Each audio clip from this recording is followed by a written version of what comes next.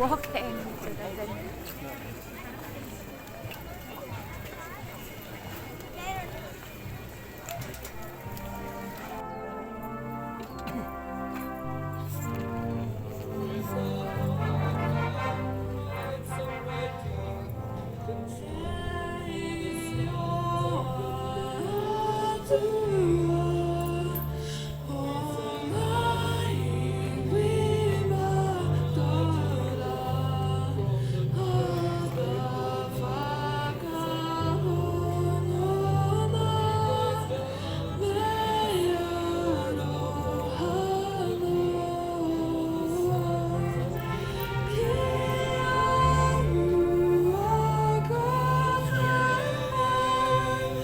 Kia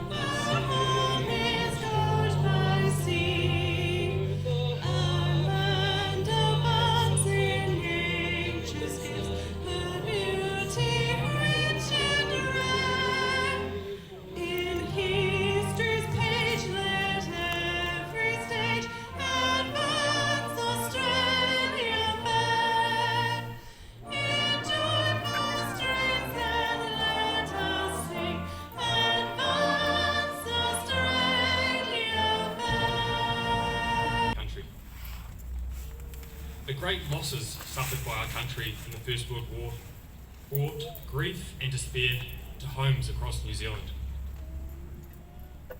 The heavy casualties at Gallipoli came as a particular shock because New Zealand had no previous experience of the huge toll that artillery, machine guns and other weapons of the industrial warfare could inflict.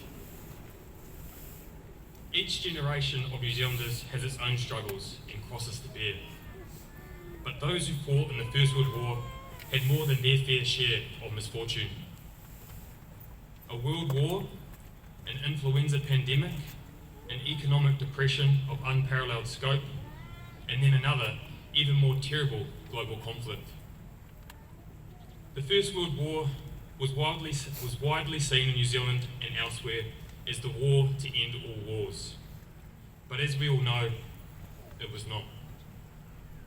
Our world is still ravaged by war in Ukraine, Africa, Southeast Asia and the Middle East. Warfare and conflict remains a reality for millions around the world. Today, let us all think about the continuing need to stand up to those who believe that might is right and who have no regard for human rights or international law. We should all consider what we can do in the ongoing struggle for a better, more peaceful world. A century ago, during the first months of 1923, a significant number of war memorials were unveiled across New Zealand. Many speakers at the unveiling ceremonies stressed that these memorials, no matter how substantial, were an inadequate but nonetheless powerful symbol of the sacred obligation New Zealanders had to honour those who gave their lives for our country. It is now more than a century since the First World War, nearly 80 years since the end of the Second World War. The sacrifices made by New Zealanders in those conflicts and in more recent wars do not diminish with the passing of time. In late 2012, I stood on the ramp of a C-130 in an Air Force base in Darwin. This plane had just returned from Afghanistan and was carrying the bodies of 3 Kiwi soldiers, Corporal Luke Tamatea, Lance Corporal Jacinda Baker and Private Richard Harris. They lay in large silver boxes, each draped with the New Zealand flag. They had been killed instantly when their vehicle was hit with an improvised explosive device as they drove to see a doctor at Ramiro Base in the Bamiyan province. These soldiers all served at my unit, the 2nd 1st Royal New Zealand Infantry Regiment, and lived amongst us here in Christchurch. As humans, we recognise that there are 2 kinds of death. The first is physical, and the second is when your name is spoken for the very last time. We who are gathered here today should do all that we can to ensure that the names of those who have made the ultimate sacrifice for New Zealand are not forgotten and do not go unspoken. Our service today is a powerful demonstration of New Zealand's continuing commitment honouring what these men and women did for New Zealand. When you look at the names of the fallen on our war memorials, think about what these men and women who were lucky enough to survive endured. Think about the pain suffered, the lives cut short, the dreams unfulfilled, and the grief felt by those left behind. But we must also reflect on the values they fought for. New Zealanders fight for many reasons, but at the heart of it all, it is the desire for freedom. Freedom to live our lives as we choose, to live free of oppression and tyranny. It is the same freedom that our ancestors fought for in Gallipoli, and is the same freedom that our soldiers continue to fight for today. The freedoms we enjoy today are not the result of mere luck or chance. They have been won through the hard work, bravery and sacrifice of our soldiers. We must never forget that the freedom we cherish was gained at great cost, and we must never take that for granted. On this ANZAC Day, let us remember the courage and the sacrifice of those who fought for freedom. Let us also remember that the fight for freedom is ongoing, and we must remain vigilant in defending it. We must never forget that our freedom comes with the responsibility to uphold our values and to fight for what we believe in.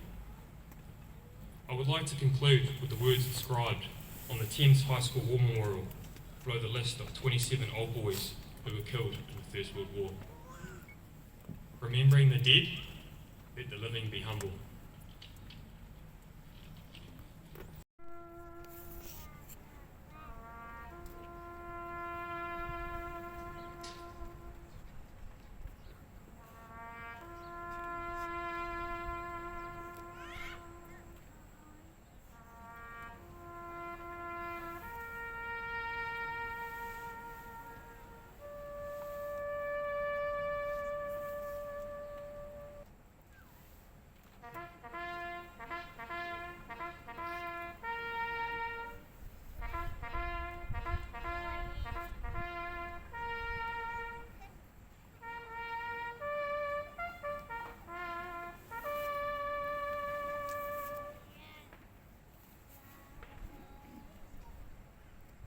Thank you. Please be seated.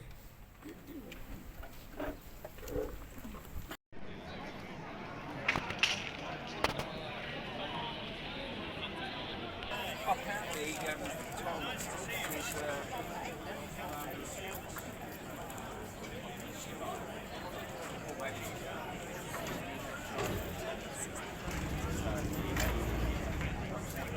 what was that? Sorry.